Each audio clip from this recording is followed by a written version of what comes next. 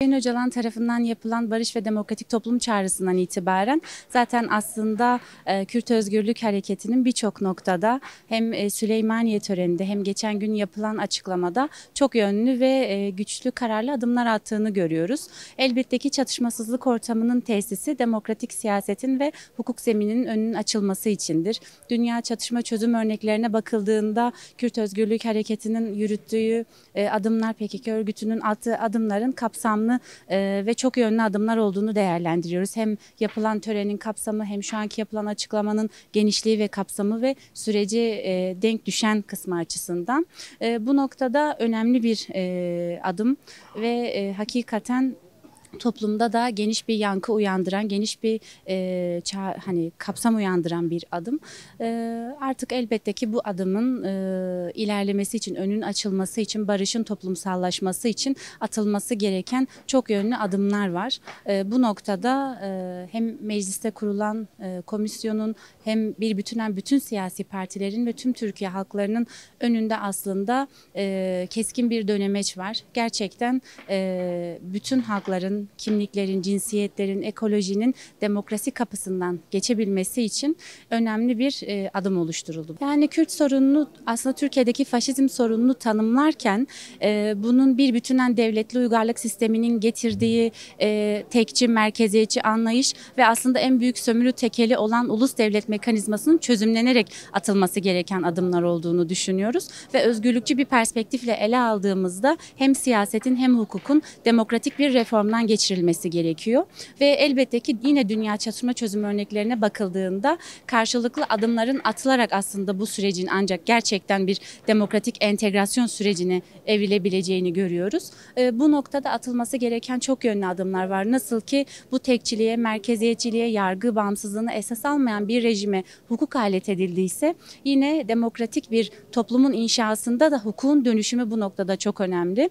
Bütünsel bir hukukla hem anayasal hem yasal, uluslararası sözleşmeler boyutuyla çok yönlü bir demokratikleşmeyle bu sürecin sağlıklı bir şekilde o demokratik entegrasyon dediğimiz sürece evrilebileceğini ve bütün halkların aslında asimile olma tehlikesi olmadan kendi gerçekliğiyle entegrasyonu sağlayabileceğini düşünüyoruz. Barışın toplumsallaştırılması için bütün halkların, bütün kurumların üzerine düşen sorumluluğu yerine getirmesi ve en önemlisi de devlet mekanizmalarının gerekli adımları atmalarıdır. Tabii yani aslında PKK'nın çıkış koşullarını Sayın Öcalan yani görüşmelerde açıkça dile getirdi. Hangi şartlar, hangi koşullar altında buna ihtiyaç duyulduğunu ve bugünkü aşamayı geniş olarak değerlendirdi. Gerçekten de bugün eğer sadece Kürt hareketinin attığı adımlarla bir yere varılmak isteniyorsa ya da sadece meseleyi silah yakmaya ya da silah bırakmaya indirgeniyorsa bu gerçekten çok vahimdir. Yani bu meselenin ciddiyetinin farkında olmamak demektir.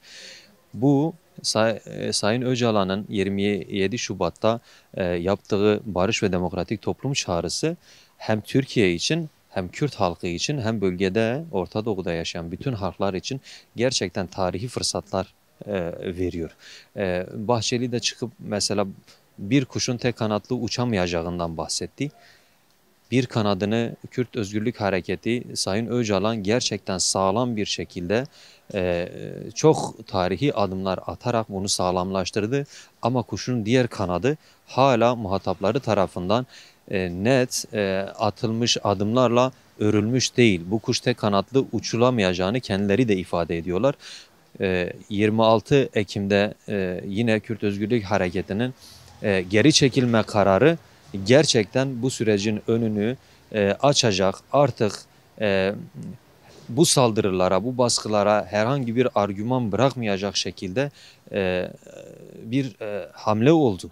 Bunun karşılığının tabii ki olması lazım. Mecliste kurulan bu komisyonun bunun üzerinden değerlendirmesini de yaparak bu samimiyeti de görerek Sayın Öcalan'la bir an önce görüşmesi gerekiyor. Bu meselenin çözümü noktasındaki asıl muhatap Sayın Öcalan'ken Bu meselenin çözülmesi için kurulan bir komisyonun kendisiyle görüşmemesi ve şartlarının, müzakere şartlarının hala oluşturulmaması gerçekten de kabul edilebilir bir durum değil ve sonuç alabilecek bir durum da değil. Yani muhataplardan bir tanesiyle görüşülmemesi hiçbir çatışmalı çözüm süreçlerinde görülmemiştir. Yani dünyada da gördüğümüz gibi birçok yerde bu çatışmalı çözüm süreçlerinde taraflar, müzakereler yapılır, müzakereci heyetin koşulları eşit olur. Ve bunun önündeki bütün engelleri de Sayın Öcalan attığı bütün adımlarla bugüne kadar pekiştirdi. Buna dair samimiyetini, bu sürecin devam etmesi için elinden gelen bütün fedakarlığı, bütün sorumluluğu almış durumda.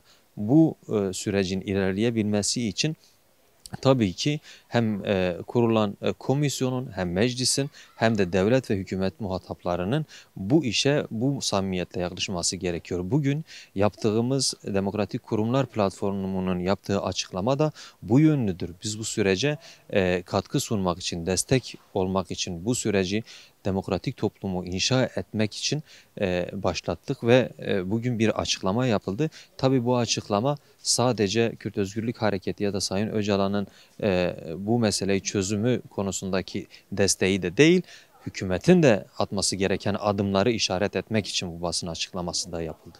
Öncelikle baş müzakereci olarak Sayın Öcalan'ın müzakere koşullarının bir an önce tesis edilmesi gerekiyor. Ve müzakere masasının oluşması artı kurulan meclis komisyonunun Sayın Öcalan'la bu süreci görüşmesi, konuşması gerekiyor. Öncelikle atılması gereken adımlardan bir tanesi budur. Eğer müzakere konuşuluyorsa, çözüm konuşuluyorsa tabii ki muhatabı tarafından ilk önce bir görüşmesinin, bir görüşme koşullarının oluşması gerekiyor.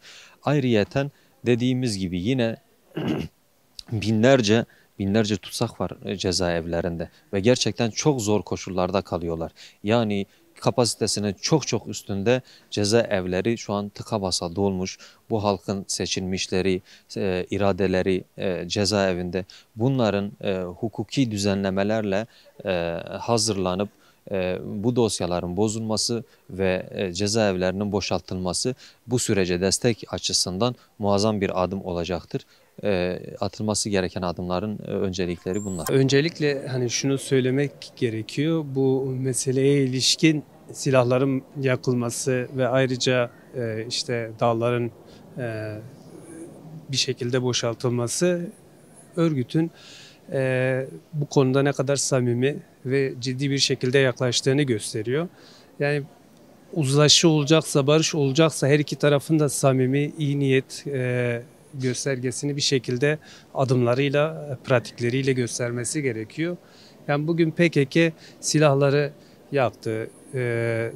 Bu zeminin barış ve müzakere zemininde çözülmesine ilişkin iyi niyetini beyan etti. Bu süreçte biraz daha devletin ve hükümetin bu adımlara ilişkin samimi, ciddi bir şekilde karşılık vermesi gerekiyor.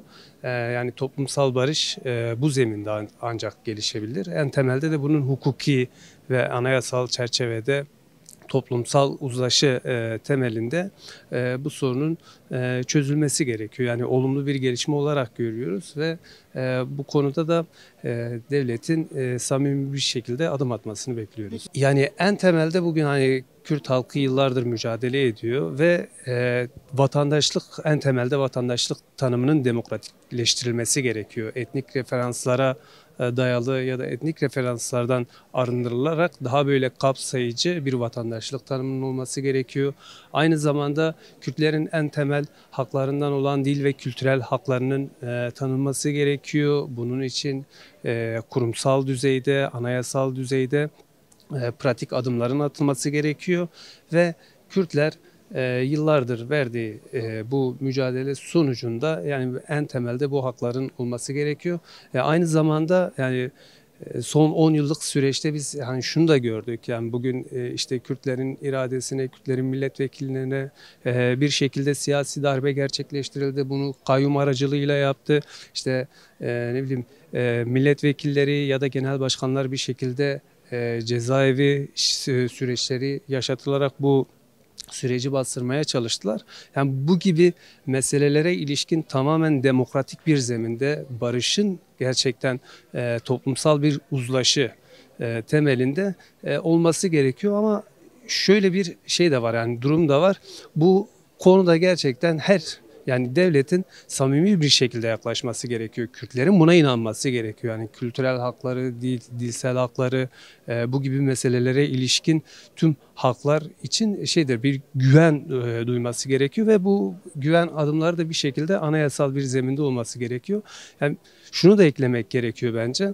Ya bugün işte Kürdistan coğrafyasında 90'lı yıllarda boşaltılan köyler, yakılan köyler bir şekilde doğanın tahribine de yol açmıştır. Biz burada sadece yani insanın şeyini düşünmememiz gerekiyor. Yani kurdun, kuşun ve suyun da şey olması gerekiyor. Yani barışı olması gerekiyor. Bugün işte boşaltılan dağlarda eğer biz oraya sermaye güçlerini ikame ettireceksek burada bir paradoks da var demektir. Yani sen yine orayı insansızlaştıracaksın. Yine oranın doğasını, kültürünü, tarihini, havzasını yok etmeye ilişkin girişimlerde bulunacaksın. Biz açıkçası bunu da yapmıyoruz. Bunu da kabul etmiyoruz ve en temelde toplumsal uzlaşı doğayla da olması gerekiyor, insanla da olması gerekiyor ve bir bütünen bunu destekleyebilecek, bunun zeminini oluşturabilecek kurumsal yapıların, hakikat mekanizmalarının, sivil yapıların bir şekilde bu sürecin önünü açabilecek durumları yapmamız gerekiyor, hayata geçirmemiz gerekiyor. Kürtlerin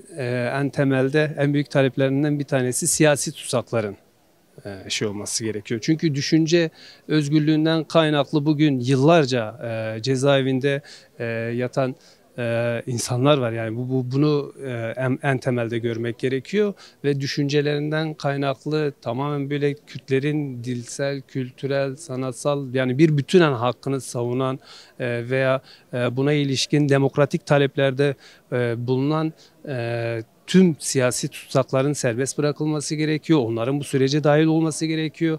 Aynı zamanda eğer gerçekten bir barış ortamı olacaksa bugün hani diyoruz dağları boşaltalım. Yani şimdi bunun için de bir entegrasyon sürecinin de olması gerekiyor. Yani gelip işte artık yıllardır mesela biz görüyoruz şunu. Yani bu halkın evlatları bir şekilde yani katıldı. Ondan kaynaklı da bunun olması gerekiyor. 27 Şubat'ta Barış ve Demokratik Toplum çağrısından sonra özellikle PKK'nın adım üzerine adım attığını görmekteyiz. Bu konuda ısrarlı, stratejik, kararlı duruşunu gözlemliyoruz. Bu halkımızı, bizleri sevindirmekte. Çünkü Orta Doğu'da çözümün barışla, demokratik toplumun inşasıyla mümkün olacağını sadece Kürt halkına değil, Kürdistan'daki halklara, dünya halklarına, Orta Doğu halklarına açık bir şekilde ifade etmekte ve dünyadaki dengeleri bu noktada lehine bozduğunu görmekteyiz. Bu noktada Türkiye'nin de bu süreçten kazançlı çıkabilmesi, bu süreci çok iyi okuyarak adımlarını atması gerekmekte. Çok geç kalınmış ve sürece denk adımların atılmadığını görmekteyiz. Bu da bizi kaygılandırmakta. Bir an önce devletin, yöneten iktidarın bu konuda bu çağrılara, adım adım atılan çağrılara mutlaka pozitif yönde bir yanıtın, bir adımın, buna denk bir çağrının, yapılanmanın, hukuksal zeminde atılması gereken adımların atılması gerekmekte. Bunlar eğer gerçekleşmese 100 yılın önemli bir kavşağının da çıkan şansı kaçırmış olacak. Bu kayıp hepimizin kaybı olacaktır. Bu noktada devletin bir an önce bu ortaya çıkan avantajı değerlendirip mutlaka bu adımlara yanıt vermesini bekliyoruz. İlk yapması gereken Sayın Bahçeli'nin yaptığı bir çağrı var. Diyor ki İmralı cezaevi kapatılsın. Ankara'da mecliste çalışmalara başlasın çağrısıydı. Şimdi bu çağrıya denk bir adımın atıldığını görmüyoruz. Ne yapılması gerekiyor? Öncelikle bir yol temizliğinin bir an önce başlatılması gerekiyor. Bu yol temizliği nedir? İçeride bulunan tutsaklar var. Başta hasta tutsaklar olmak üzere birçok bu örgüt ilişkisinden kaynaklı içeride duran tutsaklar var. Bunların salıverilmesi, soruşturmaların ve devam eden yargılama süreçlerinin durdurulması, buna denk bir takım hukuksal düzenlemelerin yapılması gerekir. Ondan da öte komisyonun başlattığı ve yaptığı görüşmelerde sonlanan noktada netleşilen konularda anayasal düzenlemelerin bir an önce başlatılması gerekmekte. Bu süreçten Türkiye kazanacaktır. Kürdistan halkları kazanacaktır. Bir bütün halklarımız kazanacaktır. Eğer Türkiye bunu iktidarı bu avantajı değerlendirirse herkes barış ve demokratik toplumun gelişmesine önemli bir katkıyı sunacaktır. 27 Şubat'tan ele alırsak şüphesiz Kürt hareketi ya da o barışın iki tarafından biri olan Kürt hareketi üzerine düşen bütün somut adımları attı. Açıkçası yapması gereken evet hepimizin kafasındaki soru işaretiydi. Son hamle buydu. Hala dağlarda savaşçılar varken bir barıştan söz etmek doğru değildi belki de ki Türkiye tarafının da istediği buydu ve son hamle buydu. Yani şu an Kürt tarafının yapabileceği ya da atabileceği somut pratikte hiçbir adımı kalmadı. Söz kurması gereken taraf Türkiye Devleti'dir. Barışa katkı sunması gereken taraf artık Türkiye Devleti'dir. 27 Şubat'tan bu yana PKK'nın feshinden silah yakmalara, sonraki son hamle belki bütün güçlerini kendi alanına, medya savunma alanlarına çekmesine kadar çok samimi ve gerçekten gerçekçi adımlardı bunlar. Şimdi bunlara Türkiye tarafından ne gibi cevaplar gelecek? Açıkçası herkesi düşündüren bu, belirleyici olacak olan da bu. Barışın tek taraflı gelmeyeceğini hepimiz biliyoruz. Ben Mevyeler Kurumu'nda kalıyorum. Daha önce meclise gittiğimizde de bunu söylemiştik. Yani 50 bin kaybın olduğu bir coğrafyada bizler ölülerimizle, kaybettiklerimizle, cenazelerimizle helalleşmeden bir barışın açıkçası olabileceğine de inanmıyoruz. Bu yüzden Türkiye tarafının bize bu borcu var yani. Bu ailelere 50 bin aileye borcu var. Onları cenazeleriyle buluşturmaya, onlara helallik, evlatlarından helallik istemeye borcu var. Bunu yapabilmeli. Yine zindandaki arkadaşlar için yasal düzenlemeler yapabilmeli. Avrupa'da binlerce Kürtler var. Bunların dönüşü için bir yasal düzenleme yapılabilir. Yani daha yaşanılır kalabilecekse, o özgür yurttaşı yakalayabileceksek barış neden olmasın? Yani bir tarafın bütün sorumluluğuyla, bütün yükü sırtlandığı, elini taşın altında koyduğu bir barış sürecinden geçiyoruz. Ama bir tarafında sadece söylemlerde birkaç küçük işte güzellemeden ibaret olmasıyla barış sağlanmaz açıkçası. Artık somut adımlar atması gerekiyor. Gerek bu mecliste kurulan komisyonun gerek de devletin ta kendisinin yani somut adımlar atması gerektiğini düşünüyoruz. Ya elbette provokasyonlara çok açık bir süreç. Yani bunu özelde medya üzerinden görüyoruz. Yani hala bir tarafın kaybına leş denilebiliyor ya da bırakın zindanlarda gebersin denilebiliyor. Ya da ne barışı işte teröristlerle anlaşmaya mı, teröristlerle masaya mı oturuluyor? Bunların tamamen basının dili. Şimdi bunların dile geldiği bir barış ya da bunların dile geldiği bir süreçte tarafların samimiyetine nasıl inanılacak? Taraflardan biri olan Sayın Abdullah Öcalan'ın elbette serbest bırakılması gerektiğini düşünüyorum. Bu cezaevi koşullarında ya da ada koşullarında barışa sunabileceği katkıların da sınırlı olduğu inancındayım. Yine yasal bütün düzenlemeler, Kürtlerin haklarının yasal düzenlemelere garanti alınması gerektiğini düşünüyorum. Yoksa öyle sözlü el sıkmayla gelen bir sürecin akıbeti açıkçası çok samimi görünmüyor.